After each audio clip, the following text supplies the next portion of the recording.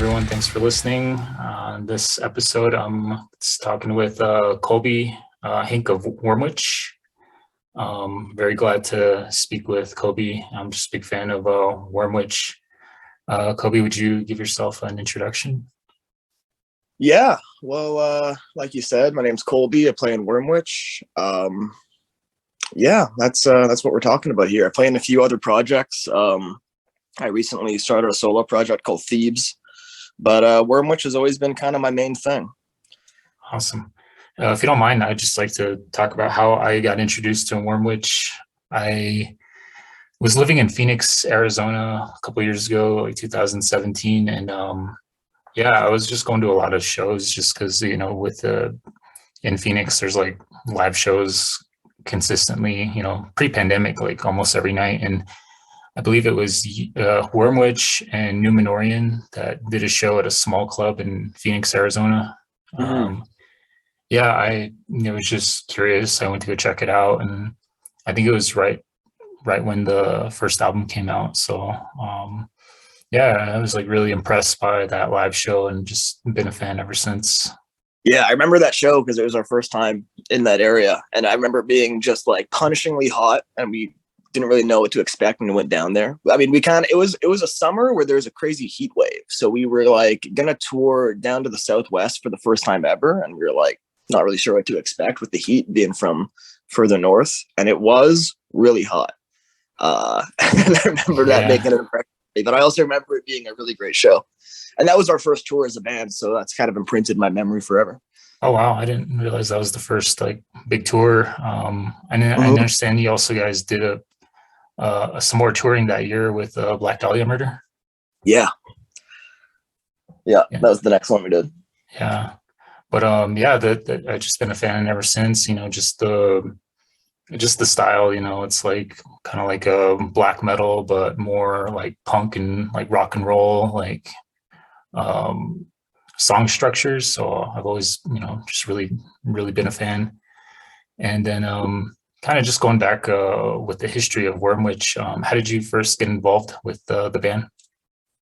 Well, we started it. Robin and I, our vocalist and bass player, him and I played in a hardcore band called Dead Hand beforehand. That kind of dissolved. The members kind of switched around, so we decided to start a new band with a new focus in, I guess, 2015. And we called it Wormwitch, and it was kind of a joking name that we had. It was we were gonna start kind of like a kind of tongue-in-cheek band about like slaying dragons and fantasy things and calling it Wormwitch. But then when we came to start this band, we were like, it's kind of a sick name. So we went with that. And then we had a few lineup changes, but the lineup we have right now really feels like the core of the band. I feel like we've been the lineup that we are now for at least half of the band's life. Robin and I started the band in 2015, and we just have been putting stuff out as frequently as we can since then. Yeah. I looked into my main resource is Metal Archives, and I saw that there was a demo that was released, and then shortly after that, Prosthetic Records released the first album. That was actually a demo of songs that we had written for the previous band, but we kind of like switched them around and repurposed them a little bit for Wormwitch. Because the shift that we wanted to make towards a new band was like we wanted to move a little bit, like mostly away from the hardcore and punk and play more extreme black death metal, but always keep that kind of hardcore punk elements in there. Yeah, so with that demo and the first album came out, it's really like black metal heavy. Like what sort of influences did you guys kind of draw from in the early formation of Wormwitch? A lot of the same things that still influence us now, like classic black metal, second wave bands, Dark Throne and Mayhem, a lot of that kind of thing. At the time, we were into a lot of we were really into Black Breath and Young and in the Way, and a lot of the Metallica hardcore that was kind of happening at the time. We still are; those bands are awesome. But that was the kind of thing we were looking to as far as a blend between metal and punk. That was what we wanted to accomplish. Even bands like Converge and that kind of thing, Nails. But yeah, Celtic Frost, classic black metal bands, classic thrash metal bands have always been, I would say, 75% of the sound and what we look to for influence. Okay. Yeah, that's cool. You mentioned Black Breath. I really kind of missed that band. I remember. Me too. Yeah, I was a huge fan. I think the was it 2013. I forget the name of the album, but yeah, super heavy, like super, yeah, like a lot of like hardcore approach to like that Yeah. entombed style of death metal. Yeah, I've always seen them as being a real archetype for how to blend metal and punk in a way that is just the best of both worlds. Like it's so punishing and so heavy, but has that fun fastness to it, which also Entombed did. I think a lot of the death metal bands that Black Breath draws from really struck that balance as well. Dismember and that. Yeah. Oh, I remember the name of the album. It's a Sentence to Life. Yeah, that Yeah, album was just first super there's heavy. fucking awesome sounding. Yeah. And even Young and in the Way, I was a big fan of them. I know they broke up and I think they had like kind of like a negative stigma. Like I think I'm not sure what exactly the situation was, but they were pretty heavy. I really liked them too. Yeah, they definitely had an interesting sound because they also had the HM2 guitar tone thing, but they were playing more black metal, which I feel like that guitar tone is a untapped well of riffs for black metal. I feel as though more black metal bands should try messing around with that kind of death metal tone. Yeah, I always thought of them as like the U.S. version of Watain. They always had a cool look and a cool sound. Yeah, really aggressive. Really, that's kind of a punk thing too. I feel Watan has always had that kind of fuck you attitude. Mm-hmm. Yeah. And then yeah, when Strike Mortal Soil came out, you guys, did a lot of touring, like we talked about the Numenorian Black Dahlia Murder, and I think I saw Midnight. I was looking at the band's social media profiles, and I saw that the Midnight tour for that album cycle. And then in 2019, I think it was April 2019, Heaven That Dwells Within. I gotta say, like that was my favorite album of that year. Like I post shit on like Instagram, like albums I like, but I'm like anyone. I'm like a music nerd, but at the end of the year, I like post like my favorite album of the year. But yeah, that was definitely my favorite album of that year. It was kind of felt like it was more of a change. It was more like a melodic, more uh, not folk, but more. Yeah, I would say there was more melodic and more involvement of acoustic instruments. Yeah, for sure. Yeah, that was an amazing album. And I was lucky enough to see you guys live on that with the Iwata in Phoenix that year. Mm-hmm. Would that have been Phoenix with Iwata? What venue would that have been? I believe it was Club Red in Mesa. There was like two shows going on at the same time. I think. Yeah. Was playing in the next room over? Yeah, Kalma. I didn't remember. Kalma was like doing a show next door. Yeah. And yeah, I bought a ticket from one of the local bands, and I was able to go back and forth. But, cool. Yeah. Oh, too. That was a great one. Yeah, that was an amazing album. Yeah, I really enjoy. I kind of thought like it reminded me of Agalloch. Agalloch kind of has that more like folk and progressive approach with their music. Yeah, that's an angle of black metal that we've always enjoyed. Like, as much as we like the thrashy stuff and the old school stuff, we're also big suckers for Ulver and bands that spawn from Ulver, Agalloch being a big one. Agalloch's always been just kind of a personal favorite of ours. So yeah, I feel we definitely went in that direction on that album, and it's a little bit of an outlier in that way. Like I feel like Wolfhex and these days we're getting a little more back into the punk and the kind of stripped down raw thing, but Heaven That Dwells Within, we definitely flexed our melodic brain cells and did a lot of like folk things and acoustic, but we still want to keep that kind of stuff in there. Yeah. And then I'm just curious, your first tour was on that that tour with Numenorian, and then the second time around when you came around with Iwata, did you like notice like a bigger reception, or how was like the differences between those subsequent tours? I'm sure it's kind of hard to compare because like the first show we played with Numenorian, if I recall, it was a small room, it was a small bar, small stage, and it was just a very intimate show. And then the next one with Iwata, there was a billion bands on that bill, I think. Like I think we've played that venue a couple of times now, and most of the times it's just a much bigger venue, so it's kind of hard to, there's more people, but they're more spaced out. So they were probably both good in different ways. Okay. But Yeah, the Numenor, I'm sure, like, yeah, the audience has definitely grown since then. Awesome. And then how soon did you guys start working on Wolf Hex after the Heaven That Dwells Within came out? We took a pretty long break. I think we started working on Wolf Hex in like the winter, one full year after the Heaven That Dwells Within release. What year would that have been? I'm not sure. But we did. Yeah, 2020. I guess we would have started working on it. Yeah, we took a pretty long break. We kind of burnt out on touring a little bit. Kind of wanted to sort some stuff out, and we weren't really sure what the future of the band was going to be. But we just kind of took maybe 6 months of focusing on other things, and then came back and realized that we wanted to pursue the band fully again. Yeah, unfortunately, it was during the pandemic when you guys were. I'm guessing you guys kind of wrote that during that the pandemic time. Yeah. I dig it. I feel like it was kind of like a going back to the first album, like that more like punk and rock approach, and yeah, and you guys released it last summer in August.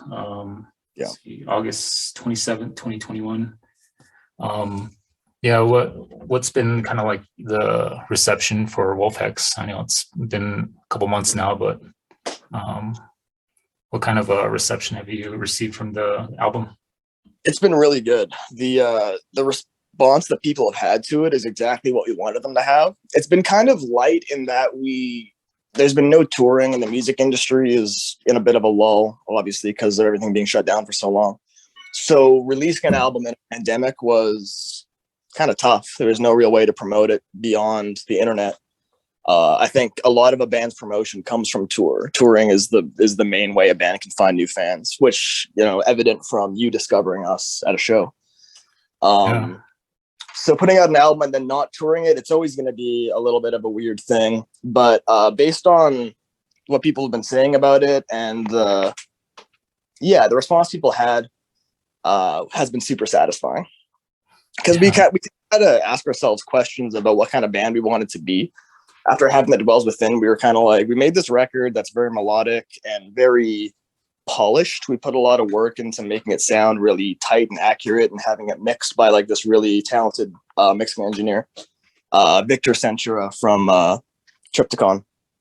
But then we were kind of like, is this the iteration of Wormwitch that we want? We want it to be this tight, polished band with a lot of melodic aspects, or do we want to go in a little bit more of a loose punk direction? And that's what we ended up going with, and that's the direction we feel like we're following still.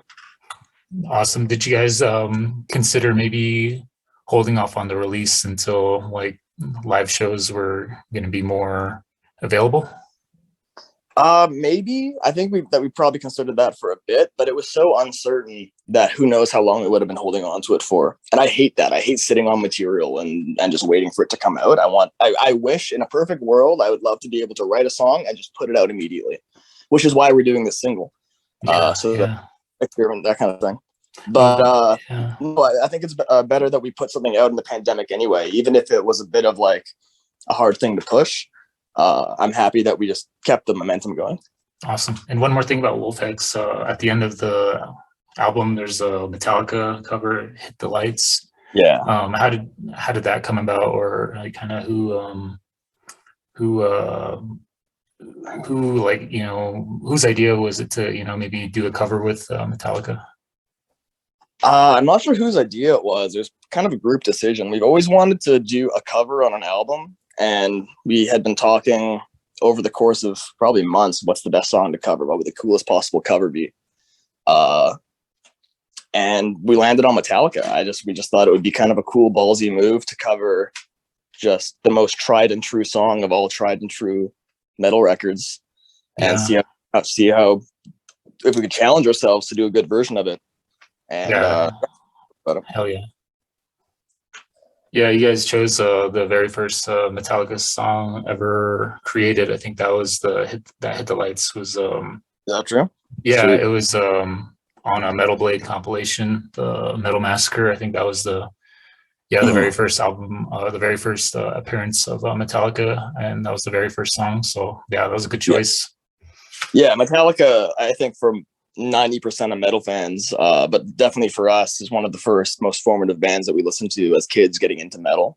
So going back to that and covering a Metallica song felt I don't know, it was like going back to childhood a little bit and playing songs that we were playing when we were 16. Mm-hmm. Yeah, I love Metallica. I mean, there's so much like history about the band. There's so much documented about Metallica, but yeah, I'm Mm-hmm. one of those people that reads the Metallica biographies and like picks up their the box sets that come out every other year. Yeah. Yeah. But yeah, going to the new single, it'll be released on May 13th. So this podcast should be out by then. But yeah, did you guys kind of write this during the Wolfpack's writing, or kind of was it something that you guys put together after the release of Wolfhex?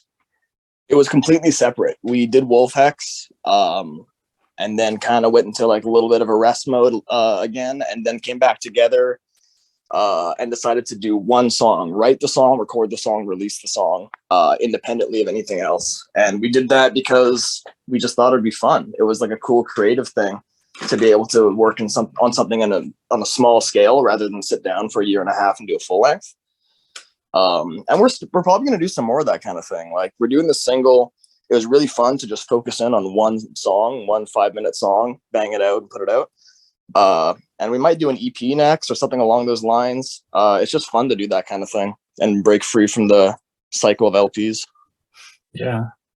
And yeah, thank you for sending me the song in advance. And I saw that, it has its own artwork. It has its own like press release. Like, yeah, that's really cool. I mean, I'm looking forward to more like standalone singles in the future. Yeah, it's fun to do. Yeah. But yeah, it should be out on May 13th, and I understand it's going to be digital only. Yes, we're probably going to include it on some sort of physical release in the future. Like if we follow through with doing an EP next, it'll probably be included on that release. But for the time being, it'll be just digital. Yeah.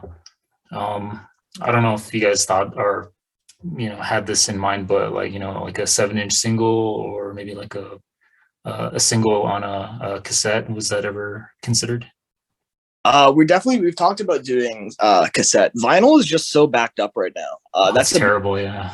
Another reason why doing something like this is cool for the time being. The music industry is still in the pits of the pandemic. So if we were to try to make a record right now, I mean, like other projects of ours have LPs in the work, and vinyl plants don't even really have an estimate of when they're going to be able to turn it around. So if we were to wait for a vinyl, like a 7-inch for the single, it would be maybe even a year before it could come out, which defeats the purpose. But maybe cassette, yeah. But we also, we want to compile it maybe with a few more songs and do a cassette that way. Yeah. Oh, hell yeah. But yeah, everyone should definitely check it out. It'll be streaming pretty much on all like streaming platforms. Nice. And yeah, as far as like live appearances, when was the last time you guys like kind of like did a major tour?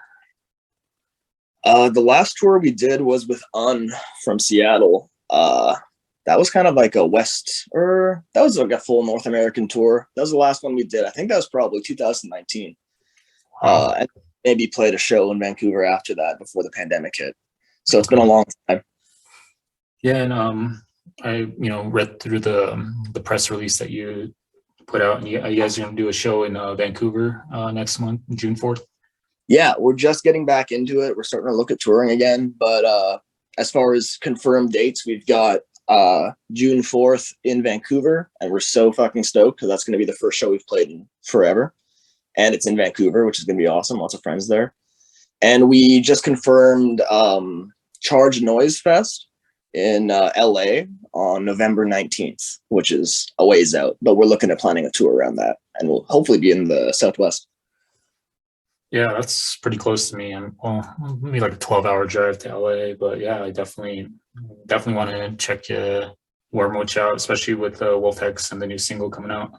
Yeah, well, we're looking at doing some Phoenix and Albuquerque dates. I'm not really sure what's going to come together, but we definitely want to go out more into the Southwest on that run.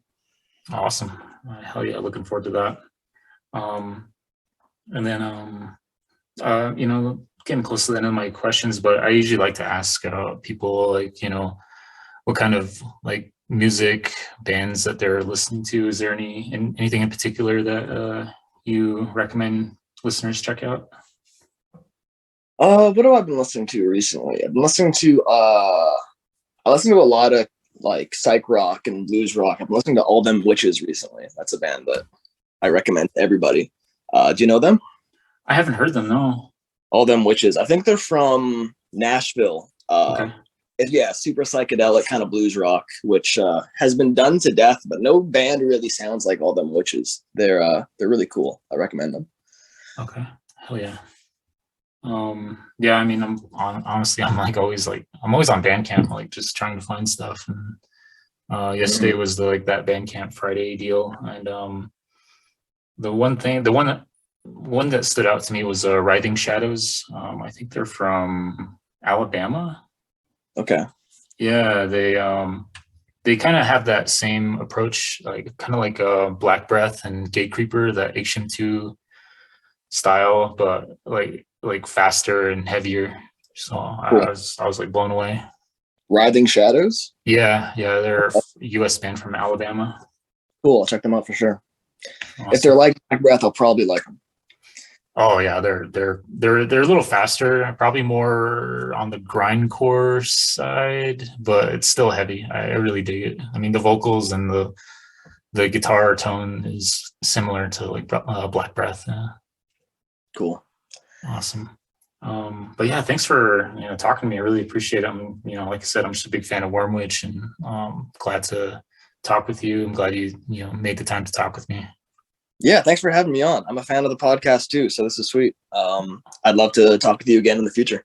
Awesome. Yeah, for sure. Yeah, I'll be doing this for a while. I kind of live up here in northern Arizona. There's like not a lot to do, but this definitely kind of keeps me busy. And yeah, gotta have a project. Yeah.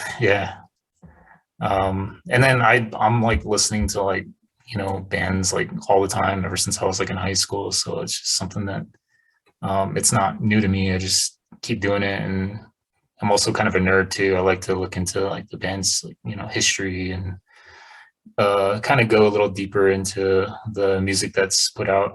So it's really fun. Yeah, if I didn't play in bands, I would definitely have to find some project to involve myself with metal. I'd have to like maybe do a podcast or something, because I feel like it's important to get in there and be a part of it. For sure. Awesome. Thanks. I'm gonna hit the stop button. But yeah, thank you again. Yeah, thank you. Great talking to you.